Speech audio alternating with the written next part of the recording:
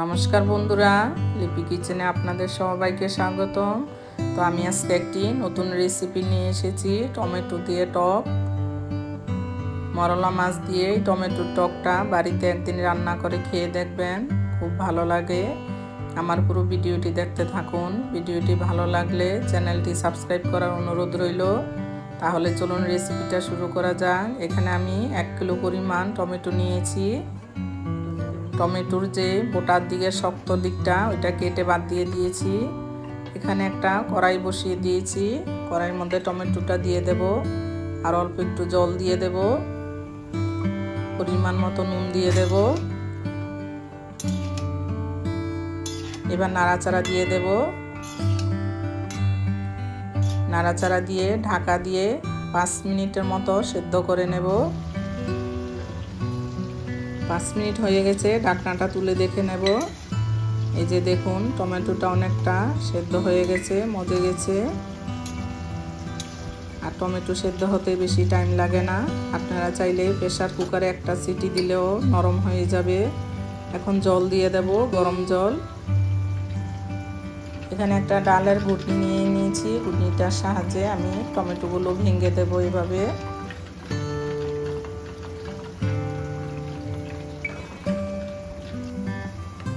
এই যে টমেটোটা ভেঙে দিয়েছি, পুরো মিক্স করিনি, হালকা হালকা গোটা গোটা আছে, হালকা ভেঙেছি। এইভাবেই খেতে ভালো লাগে। কয়েকটা কাঁচা লঙ্কা চিড়ে দিয়ে দেব, আর দিয়ে দেব এখানে তেঁতুলের কাপ। এখানে 2টো তেঁতুলের মতো কাপ করে নিয়েছি, দিয়ে দেব। পরিমাণ মতো নুন দেব, হলুদ দেব। এবার ভালো করে আরেকটু ফুটিয়ে নেব। ফুটানো হয়ে গেছে, এবার ঢেলে নেব। কড়াইটা আবারও পরিষ্কার করে নিয়েছি। এখানে কড়াইতে দিয়ে দেব সরিষার তেল পরিমাণ মতো, দিয়ে দেব একটা গোটা শুকনা লঙ্কা, 1/2 চামচ পরিমাণ সরিষা দিয়ে দেব, সাদা সরিষা। এখানে মরলা মাছ কেটে নিয়েছি, ভালো করে কেটে নুন হলুদ মাখানো ছিল। এখন ওই তেলের মধ্যে দিয়ে দেব, একটু 2 মিনিট ভেজে নেব। এইভাবে নাড়াচাড়া দিয়ে ভেজে নেব। ভাজাটা হয়ে গেছে, এখন টমেটোটা ঢেলে দেব।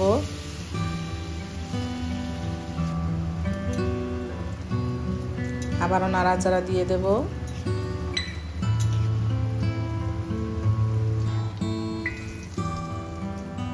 এই যে টকটা ফুটে এসেছে। নামানোর আগে চিনি দিয়ে দেব, আপনারা চাইলে গুঁড়ো দিতে পারেন। এখানে 3 চামচ পরিমাণ চিনি দিয়ে দিয়েছি। এখন চিনিটা গলিয়ে নাড়াচাড়া দিয়ে নামিয়ে নেব। রান্নাটা কমপ্লিট হয়ে গেছে। আপনারা এইভাবে রান্না করে খেয়ে দেখবেন।